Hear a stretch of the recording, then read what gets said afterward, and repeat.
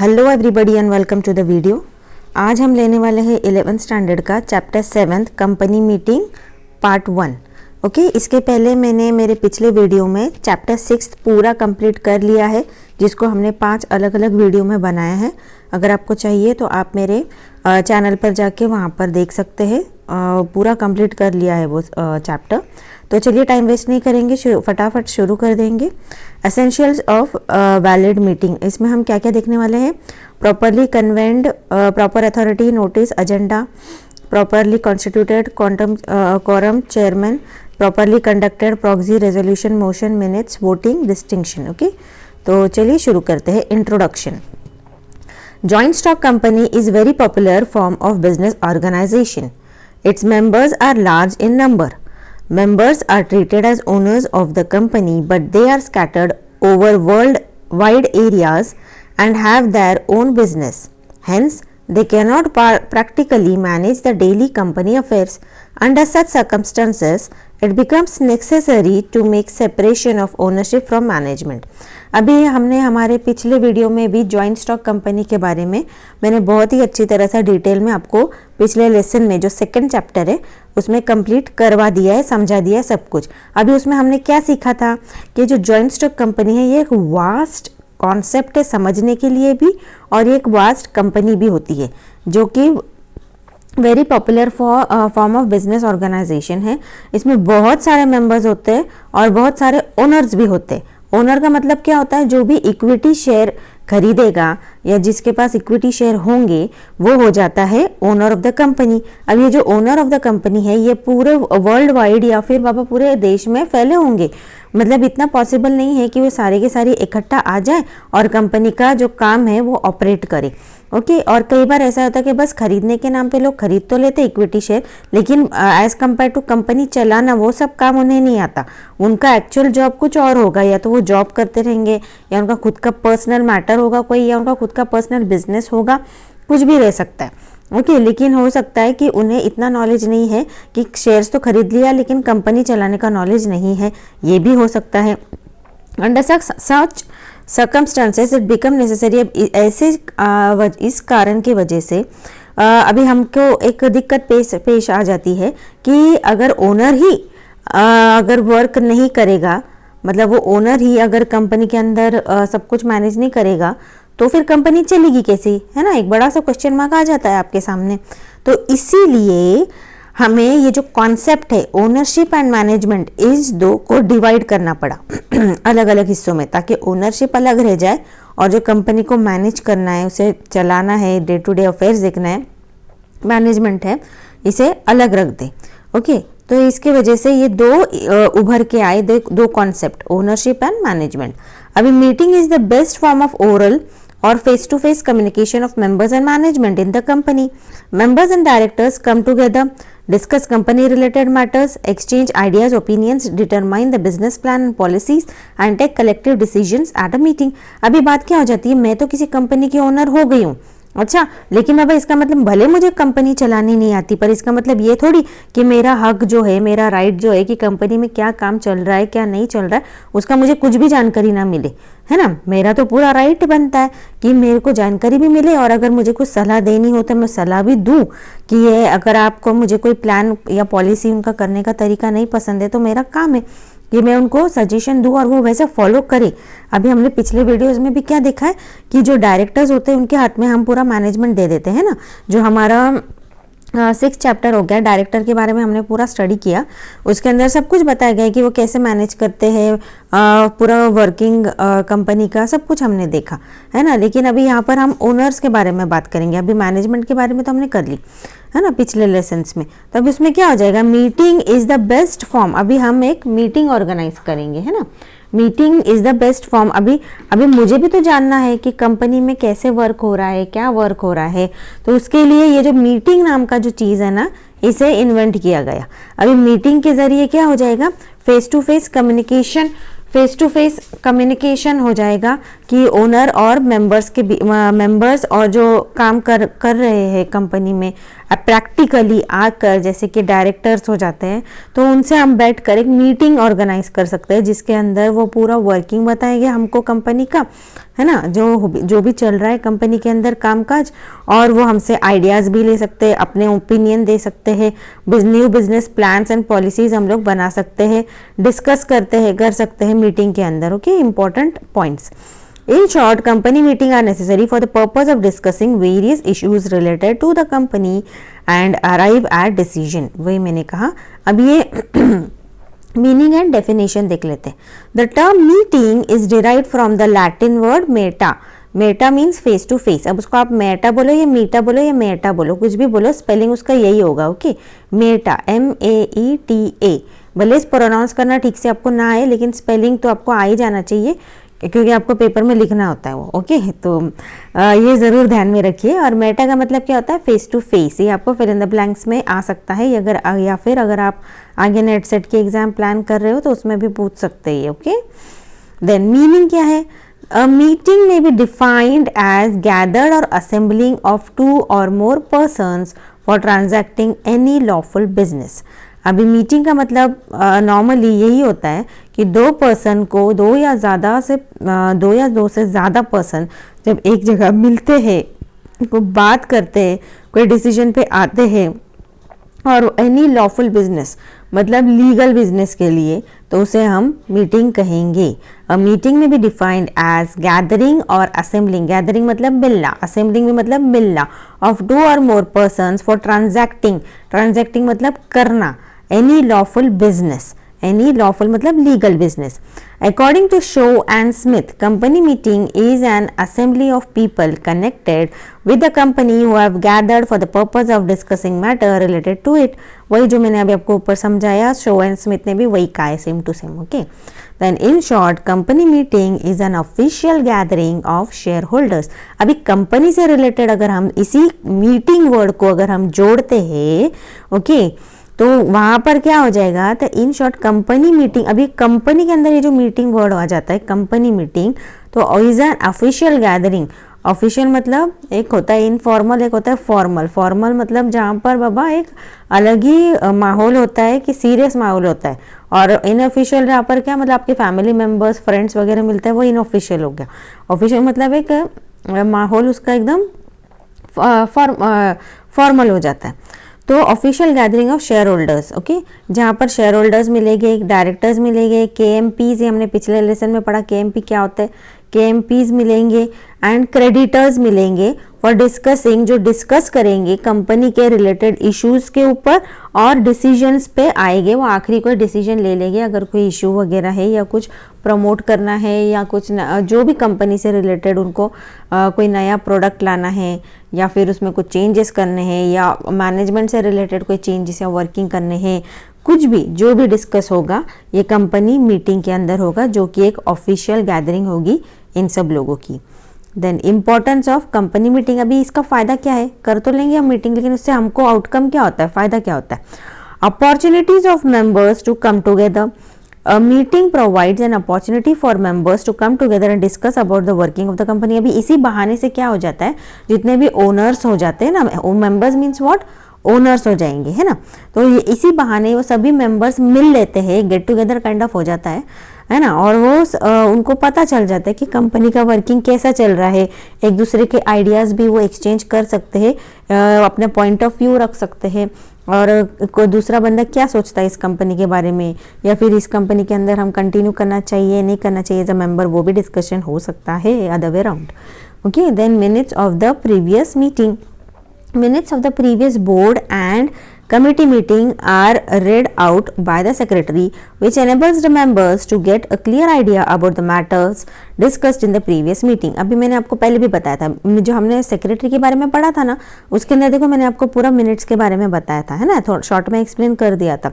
Minutes क्या होता है? मिनट्स का मतलब ये होता है कि सपोज एक ऑलरेडी मीटिंग चल रही है, उसके अंदर सेक्रेटरी का काम क्या होगा कि वो जैसे मीटिंग चल रही है ना, पूरा का पूरा ब्यौरा वो अपने डायरी में लिख लेगा, उसके लिए एक प्रॉपर बाद में फॉर्मेट बना लेगा वो, कि अभी मिस्टर शाह ने वो स्टैंड अप हुए, उन्होंने कोई एक पॉइंट रेस किया, फिर दूसरा एक होगा मिस्टर शेख होगा, वो उसने उसको ये जवाब दिया, फिर तीसरे ने ये कहा, फिर वो अल्टीमेटली मीटिंग के अंदर ये डिसीजन लिया गया, या फिर एक डिसीजन पोस्टपोन कर दिया गया, अगले मीटिंग में वो डिस्कस होगा, है ना। तो ये क्या होता है, ये पूरे जो एक्चुअली जो मीटिंग के अंदर वर्ड टू वर्ड, ऐसा समझो कमेंट्री होती है, वो वर्ड टू वर्ड सेक्रेटरी के जरिए लिखा जाता है और वो मिनट्स जो होते हैं वो मेंबर्स को प्रोवाइड कर दिए जाते हैं। वो इसलिए क्योंकि भले ज़रूरी नहीं कि सभी मेंबर्स मीटिंग के लिए प्रेजेंट हो, अगर कोई एब्सेंट भी होगा तो उसे पूरा का पूरा आइडिया आ जाएगा कि एक्चुअली मीटिंग में क्या हुआ, तो ताकि जब वो अगली बार अगर कोई मीटिंग अटेंड करता है तो उसे प्रीवियस नॉलेज पूरा आ जाता है कि पिछले मीटिंग में क्या हुआ था और इस मीटिंग में क्या कंटिन्यू होने वाला है या फिर क्या ऑलरेडी डिसीजंस ले लिए गए हैं। ओके, यही होता है। Minutes of the previous board and committee meeting are read out, उसे रीड करना पड़ता है सेक्रेटरी को, which enable the members to get a clear idea about the matters discussed in the previous meeting. Then fixation and implementation of policies, plans and programs. The management chalks out the policies, plans, programs and decides ways and means of its implementation in the meeting. अभी क्या होता है कि इसके अंदर meeting के अंदर अभी हमने डिसाइड तो कर लिया कि हम ये पॉलिसी लागू करेंगे, वो प्लान बनाएंगे, वो प्लान से ऐसे वर्क करेंगे, ऐसे प्रोग्राम्स रखेंगे, हम लोग सब कुछ डिस्कस कर लिया, लेकिन एक्चुअली इसको प्रैक्टिकली इसे वर्कआउट कैसे करेंगे, है ना, तो वो भी डिस्कशन होना ज़रूरी है. Then analysis of problems. The nature of problems can be discussed and analyzed in the meeting and it becomes easy to arrive at a solution.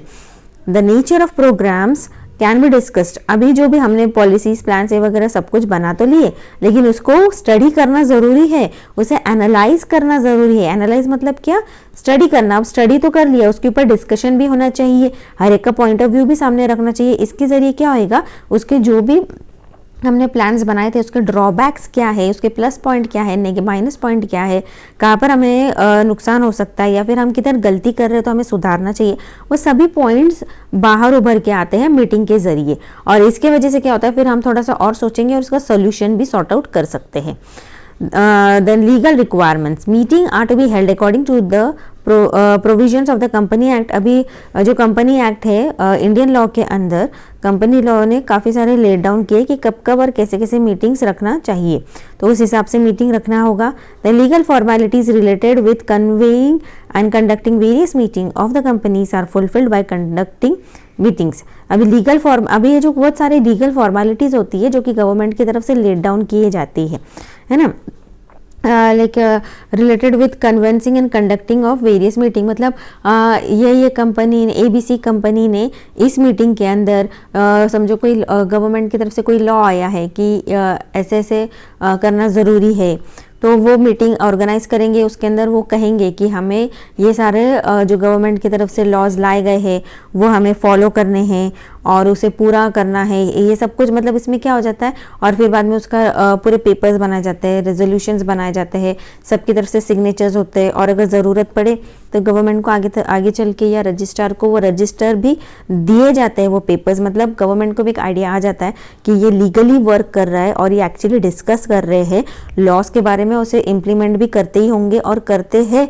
तो उसके भी पेपर्स लगाए जाते होंगे. और प्रॉपर लीगल जो लोग हैं, पर्सन्स है जो एंटाइटल जिसे दिया जाता है, लाइक सेक्रेटरी हो गए, फॉर्मेशन ऑफ द कंपनी के टाइम वगैरह सब कुछ, सबके लीगल का सिग्नेचर है, मतलब वो लीगली वर्क कर रहा है, ऐसा गवर्नमेंट को और कंपनी लॉ के हिसाब से उनको मिल जाता है, मतलब प्रूफ मिल जाता है. अदर एलिमेंट्स क्या है, meetings are essential to make the appointment of directors and auditors, है ना. अभी अगर हमें अपॉइंटमेंट, जैसे किसी को जॉब पे रखना है या डायरेक्टर्स हमें अपॉइंट करना है, ऑडिटर्स और अपॉइंट करना है, देन डिविडेंड डिक्लेयर करना है, कुछ स्टडी करना है, then give approval to annual report. Annual report मतलब साल भर का जितना भी फाइनेंशियल रिपोर्ट्स होगा, एनुअल वर्किंग कैसा चल रहा है उसका रिपोर्ट होगा, ऑडिट रिपोर्ट होगा. इन सभी को हमें एक ऐसा साइन देना और साइन करके हमको ये बताना होगा कि ये सब कुछ अप्रोप्रिएट है, सही है. तो ये कैसा होगा, चलते फिरते तो होगा नहीं, इसके लिए प्रॉपर मीटिंग अरेंज करना पड़ेगी, वहाँ पर ये सारे डॉक्यूमेंट्स दिखाना पड़ेंगे, बताना पड़ेंगे, ऑफिशियल लोगों का साइन लेना पड़ेगा. ओके, तो ये सब कुछ कहाँ होता है, मीटिंग में ही होता है. Then essentials of valid meetings. Meetings play a very vital role in management of a joint stock company as most of its decisions are made at the company meeting.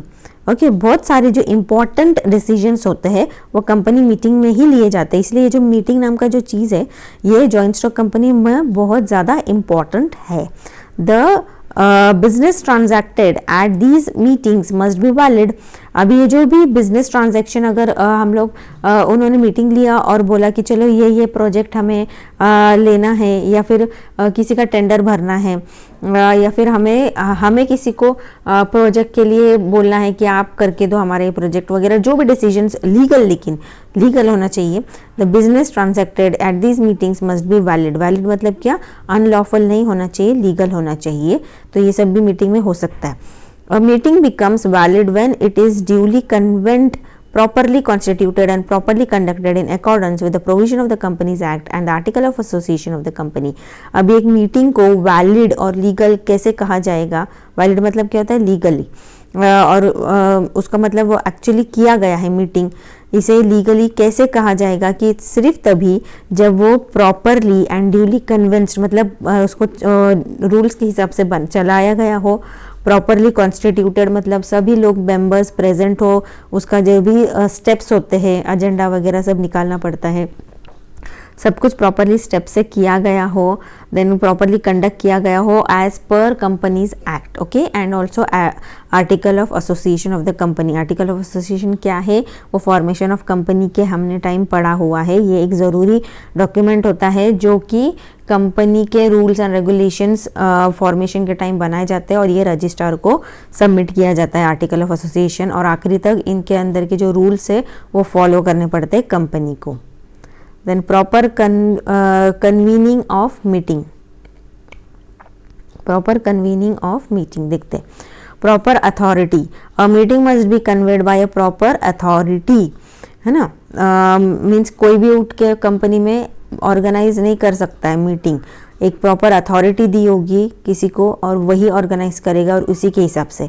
ऐसा नहीं कि भले मैं ओनर हूँ, मेरे पास इक्विटी शेयर हो, मैं आज ही उठ के जाऊँगी और बोलूँगी चलो चलो चलो आज ही मैं मीटिंग अरेंज कर रही हूँ और सब लोग आ जाओ। ऐसा बिल्कुल भी नहीं होता है। उसका एक प्रॉपर पैटर्न होता है, कोई प्रॉपर पर्सन, ऑथराइज्ड पर्सन होगा, वही ऑर्गेनाइज करेगा। Okay, the proper authority to convey a general meeting of shareholder is the board of directors. तो फिर कौन करता है ये मीटिंग ऑर्गेनाइज? कौन करता है? तो ये बोर्ड ऑफ डायरेक्टर्स होते हैं, वो ऑर्गेनाइज करवाते हैं मीटिंग, जनरल मीटिंग। किसकी? शेयर होल्डर्स की। शेयर होल्डर कौन हो गया? मैं हो गई, क्योंकि मेरे पास इक्विटी शेयर्स है, भले वो इक्विटी शेयर हो या प्रेफरेंस शेयर हो, जिसकी भी मीटिंग रखवानी हो बोर्ड ऑफ डायरेक्टर्स रखवाएगी। Under certain circumstances meetings can also be called by the members और नेशनल कंपनी लॉ ट्रिब्यूनल और सेंट्रल गवर्नमेंट। अभी बोर्ड ऑफ डायरेक्टर्स जो होते हैं वो तो रख सकते हैं, लेकिन अगर कोई स्पेशल सर्कमस्टेंसेस आ गए, ओके, तो उसके अंदर क्या हो सकता है? कौन कौन मीटिंग ऑर्गेनाइज अचानक कर सकता है? नेशनल कंपनी लॉ ट्रिब्यूनल, ये बोर्ड होता है, और दी सेंट्रल गवर्नमेंट, वो भी मीटिंग रखवा सकता है। The secretary should call a meeting by issuing a notice with the authority of board of directors. Proper notice बनाना पड़ता है और वो इशू करना पड़ता है प्रॉपर सेक्रेटरी, और वो सेक्रेटरी बनाता है नोटिस, जो कि मेंबर्स को जाएगा, टाइम डेट वगैरह प्लेस सब कुछ होगा और उस हिसाब से लोगों को आना पड़ेगा। Okay, then notice. Company Act 2013 Section 101. The second requirement of a valid meeting is that a proper notice must be given to proper person. वही मैंने कहा, एक प्रॉपर नोटिस बनाना पड़ता है। कौन बनाएगा? सेक्रेटरी बनाएगा, उसमें टाइम डेट प्लेस सब कुछ होगा, उस हिसाब से मेंबर्स को आना होगा। Then the notice of a meeting is in advance. ये मीटिंग होने के पहले बनाया जाता है। पहले का मतलब होता है advance. Written intimation conducting date, time and place given by company to all those who are entitled to receive। जो भी एलिजिबल है उस मीटिंग को अटेंड करने के लिए, ओके, तो वो लोगों को इनविटेशन एडवांस में दिया जाता है। Then content of notice. अब नोटिस में क्या होगा? Every notice of company meeting must specify type of meeting. Okay, अभी नोटिस देंगे तो नोटिस के अंदर क्या होगा? Type of meeting, general meeting है, एनुअल जनरल मीटिंग है, कौन सी मीटिंग है उसकी इन्फॉर्मेशन हमको प्रोवाइड करनी होगी। Then type of the meeting हो गया। देन एग्जैक्ट अभी डेट टाइम प्लेस ये भी देना ज़रूरी है। उसके बाद agenda of meeting and contains a statement that members is entitled to appoint proxy. अभी अजेंडा ऑफ मीटिंग क्या होता है? एजेंडा का मतलब क्या होता है? एजेंडा का मतलब पता है क्या आपको? नहीं पता। एजेंडा का मतलब ये होता है कि अभी उस मीटिंग के अंदर एक्चुअली क्या डिस्कस होने वाला है, पॉइंट्स क्या डिस्कस होने वाला है, उसको बोलते हैं एजेंडा। पहले ही हम लोग बता देते कि बाबा देखो, सपोज अभी आपका सोसाइटी का मीटिंग होने वाला है, कोऑपरेटिव सोसाइटी का सपोज अगर मीटिंग होने वाला है, हाँ, कोऑपरेटिव सोसाइटी मतलब क्या, जहाँ पर आप रहते हो, आपका फ्लैट, वहाँ पर भी तो मीटिंग्स होती होंगी ना। तो वहाँ पर मैं एग्जांपल दे रही हूँ, जॉइंट स्टॉक कंपनी के तो कुछ और ही रहते होंगे एजेंडे। तो सपोज अभी आपके पाइपलाइन अगर आपको सोसाइटी का चेंज करवाना है, आपके टैंक के पानी का जो टैंक है उसको साफ़ करवाना है, लिफ्ट का कुछ प्रॉब्लम है सोसाइटी में वो ठीक करवाना है, तो ये इन शॉर्ट एक एक दो दो लाइन में लिख दिया जाएगा कि there will be discussion on cleaning of tank, then repairing of lift, then कुछ प्रेमाइसेस में अगर कुछ चेंजेस करना है, देन चेंजेस इन प्रेमाइसेस, ऐसे शॉर्ट में दे दिया जाएगा। एक्चुअल मीटिंग में तो डिस्कशन कुछ और हो जाएगा, मतलब जो भी डिस्कस करना है, लेकिन एक एक पॉइंट्स को लिया जाएगा। एजेंडा का मतलब वो होता है कि जो भी पॉइंट्स पर डिस्कशन होने वाला है या हम करने वाले हैं वो उसका एक आइडिया दे दिया जाता है मेंबर्स को। And contain a statement that members is entitled to appoint a proxy, और उसमें ये भी होता है एक स्टेटमेंट एजेंडा के साथ में कि मेंबर्स को एक प्रॉक्सी रखना अलाउड है। प्रॉक्सी का मतलब क्या होता है, प्रॉक्सी का मतलब ये होता है कि अगर मैं तो ओनर हूँ, लेकिन उन्होंने जो भी टाइम डेट और प्लेस बताया है या टाइम बताया है उस वक्त तो मेरा तो कुछ और ही मीटिंग फिक्स है, तो मैं कैसे अटेंड करूँगी, लेकिन मुझे करना भी है, मुझे जानना भी है मीटिंग में क्या हुआ, मेरे लिए मेरा अटेंडेंस रखना भी मैं चाहती हूँ कि ज़रूरी है, तो उसके लिए मैं क्या करूँगी, मेरे बदले में किसी और बंदे को भेज दूंगी इस मीटिंग के अंदर। ओके, और इस मीटिंग के अंदर उसको बोलूँगी जाओ, मेरे बदले वो अटेंड कर रहा है, that is known as proxy. मतलब मेरी जगह कोई और बंदा जाके वो मेरा ही काम करेगा, लेकिन वो बस मेरी जगह बैठा हुआ है, वहाँ पर मेरी जगह अटेंडेंस लगा रहा है, वो जो भी मीटिंग हो रहा है वो सब कुछ देखेगा और मुझे बाद में आके डिटेल्स दे देगा, उसको बोलते हैं प्रॉक्सी। तो if any special resolution is to be passed it must be mentioned as special resolution in notice. अगर कोई special resolution, special rule, special policy अगर लाना है तो उसके लिए भी वो मेंशन करना होगा, एजेंडा के अंदर ज़रूरी है। In case of special business to be transacted statutory notice and explanatory statement must be given in the notice. अगर कोई स्पेशल बिजनेस कर रहे हैं, to be transacted statutory notary मतलब लीगल नोटरी नोट देना पड़ेगा। ओके, और उसे एक प्रॉपर एक्सप्लेनेटरी स्टेटमेंट मतलब एक्सप्लेन करने वाला, रीज़न देने वाला एक स्टेटमेंट देना होगा कि ये ऐसा क्यों कर रहे हैं। Then authority to send notice, the board of director is the authority to send the notice of the meeting. कौन देगा, board of director. Normally the board of directors authorises the secretary to send the notice convincing the meeting. बनाता कौन है, secretary. Okay, और वही notice देता है, लेकिन एक्चुअली वो दिया जाता है बोर्ड ऑफ डायरेक्टर्स की तरफ से। सेक्रेटरी बस काम करता है वो हर एक को प्रॉपरली प्रोवाइड करने का notice. Then authority to receive notice, अभी authority to receive notice all the shareholders in case of shareholding, just second ना, authority to receive notice under section 172(2) all the shareholders in case of shareholding meetings। अभी कौन कौन eligible रहेगा ये notice मिलने के लिए। Okay, then share holders होंगे, उसके बाद में कौन होगा, the auditor of the company in case of annual general meeting. अभी जो ऑडिटर होगा उसको भी नोटिस मिलना चाहिए। Then legal representative of deceased और इंसॉल्वेंट पर्सन, कोई ओनर है या कोई मेंबर है जो कि जिसकी डेथ हो गई है या फिर जो इंसॉल्वेंट हो गया, मतलब उसकी लाइबिलिटीज ज़्यादा है, एसेट्स कम हो गए हैं, इस केस में वो इंसॉल्वेंट हो जाएगा। तो उनका जो भी लीगल रिप्रेजेंटेटिव होगा या लीगल हेयर होगा, लीगल रिप्रेजेंटेटिव मतलब किसी की डेथ हो गई है लेकिन उसके बदले उसका बेटा वगैरह या फिर उसका कोई भाई जिसको लीगली अथॉरिटी मिल गई है उसके बदले की, तो वो अटेंड करेगा। Person named first in register of members in case of joint stock company. The person named first in register of members मतलब ये कौन हो गए, ये फाउंडर मेंबर्स हो गए, है ना, जो जिसका सबसे पहले मेंबर के जो रजिस्टर होगा उसके अंदर जो सबसे पहले जो नाम लिखा गया होगा, जिसका भले वो कंडक्ट कर रहा है नहीं कर रहा है, वो इंटरेस्ट ले रहा है नहीं ले रहा है, लेकिन वो फॉर्मेशन के टाइम था, उसको भी मिलना चाहिए in case of joint holders. Then all directors in case of board meeting और जनरल मीटिंग, जितने भी डायरेक्टर्स है बोर्ड मीटिंग के लिए और जनरल मीटिंग के लिए होंगे उनको भी नोटिस मिलना चाहिए। Then period of notice, in case of general meeting notice must be send 21 clear days before the actual meeting, that is the day of sending notice and day of meeting is to be excluded while counting 21 days, but for a board meeting 7 days notice is required. अभी क्या हो जाएगा, general meeting अगर आप रख रहे हैं, यहाँ पर बोला है, उन्होंने आइडिया दिया है कि कितने दिन पहले नोटिस देना ज़रूरी है। ऐसा नहीं कि आप कल मीटिंग कर रहे हो और आज नोटिस दोगे लोगों को, नहीं ना, ऐसा कुछ दिन पहले अगर दोगे लोगों को तो उनको टाइम उनका शेड्यूल करने के लिए इजी हो जाएगा ना।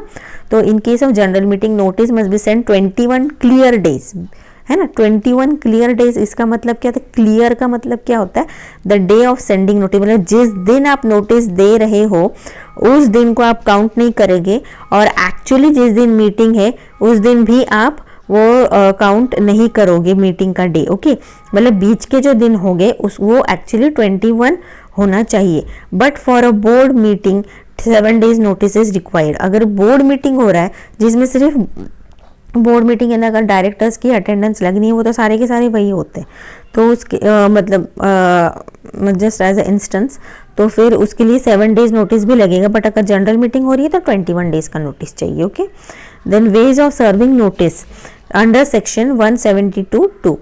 Notice must be sent either personally or by ordinary post at the resident at the registered address of the member in India only। अभी पहले तो वो इंडिया का होना चाहिए बंदा, है ना, क्योंकि हम इंडिया लॉ के हिसाब से वर्क करेंगे।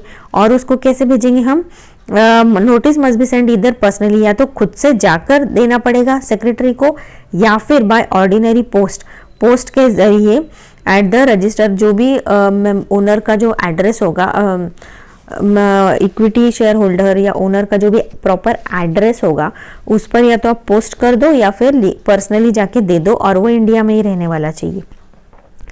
If the member has no registered address in India, then it is sent to address which is given by the member। अगर सपोज जो भी ओनर है वो इंडिया में नहीं रहता, फॉरेन में रहता है, इंडिया के बाहर रहता है, तो फॉरेन तो हम वो भेज नहीं सकते नोटिस, तो फिर उसने ना एक अल्टरनेट एड्रेस दे के रखा होगा इंडिया का, तो फिर वहाँ पर हम नोटिस भेज देंगे। उसके कोई रिलेटिव वगैरह का किसी का होगा तो वहाँ भेज देंगे। If any member wants the notice by registered post, the notice must be send accordingly provided he page charges in advance. अगर कोई मेंबर, अभी हमने सोचा कि नहीं हम सबको पर्सनली जाके दे देंगे, लेकिन एक मेंबर है वो बोलता है कि नहीं मुझे रजिस्टर्ड पोस्ट से आप भेज देना नोटिस, घर पर आने की ज़रूरत नहीं है, तो फिर इस केस में क्या होगा, हम उसको रजिस्टर पोस्ट से भेजेंगे, लेकिन जो भी उसका खर्चा होता है उसको भेजने का रजिस्टर पोस्ट का, वो उससे हम ले लेंगे। The notice may also be advertised in a leading newspaper of the area where the registered office of the company situated। अभी जहाँ पर वो भी the registered office of the company, अभी जो कंपनी को जब हमने रजिस्टर करते वक्त जो भी एड्रेस बताया था ना रजिस्ट्रार को, तो वो जो जिस शहर का बताया था हमने, हम जिस शहर में हमारी कंपनी सिचुएटेड है वहाँ के लोकल न्यूज़पेपर में हमको इस मीटिंग की एडवर्टीजमेंट भी देनी होगी। सपोज फॉर इंस्टेंस अगर हमने पोस्ट से तो भेज दिया, लेकिन ज़रूरी नहीं ना कि उस तक बराबर पहुंच जाए वो मीटिंग का नोटिस, तो न्यूज़पेपर के ज़रिए भी उसको आइडिया मिल जाएगा कि ऐसी ऐसी मीटिंग कंडक्ट होने वाली है, तो वैसे भी वो आ सकता है। As per initiative of Ministry of Environment, company can also send notice of meeting through email। Email के जरिए भी भेज सकते हैं नोटिस। ओके, आजकल मॉडर्न ज़माना है, न्यूज़पेपर और लेटर्स के बदले ईमेल पे भी भेज सकते हैं। A statement to be sent along with notice under section 102 where special business is to be transacted in the general meeting, an explanatory statement to that effect is required to be annexed to the notice। Okay, where special business is to be transacted in the general, मतलब कोई special चीज़ के ऊपर अगर आपका discussion होने वाला है तो क्यों है और क्या है उसके बारे में वो एनेक्स करना पड़ेगा, मतलब साथ में कॉपी नोटिस के साथ में लगाना पड़ेगी उसका। Then omission to give notice, section 101(4). If notice is not sent to one or more members deliberately, the meeting should become invalid। अगर किसी मेंबर को जानबूझ के आपने नोटिस नहीं भेजा है, ओके, अगर आपके कुछ पर्सनल डिफरेंसेस है उस बंदे के साथ में और इसलिए आपने उसको नोटिस नहीं भेजा, तो इस केस में वो जो मीटिंग है वो इनवैलिड मतलब अनलॉफुल कही जाएगी और उसे कैंसिल करना होगा आपको। If notice is not send to one or more member deliberately का मतलब होता है जानबूझकर आपने नोटिस नहीं दिया, तो the meeting would be become invalid, मतलब वो लीगल करार नहीं दी जाएगी। इसके आगे है एजेंडा। एजेंडा के बारे में बताया गया है, तो इसके बारे में मैं आपको अगले वीडियो में बता दूंगी। काफ़ी लंबा वीडियो हो रहा है, बोर हो जाओगे आप लोग, इसलिए अगले कल ले लेते हैं हम लोग, ठीक है। तो आई होप आपको सब कुछ समझ में आ गया होगा। कैसे लगा वीडियो प्लीज़ कमेंट कर दीजिए, ताकि मैं अगले वीडियो में आपको थैंक यू बोल सकूँ। Thank you thank you thank you. और प्लीज़ आप अपने फ्रेंड्स के साथ में ज़रूर शेयर करें, एक थम्स अप दे दीजिए, लाइक दे दीजिए कैसा लगा वीडियो, और कमेंट करिए और अपने दोस्तों के साथ ज़रूर शेयर करिए। Thank you, bye bye. Soon I will be back with another awesome video.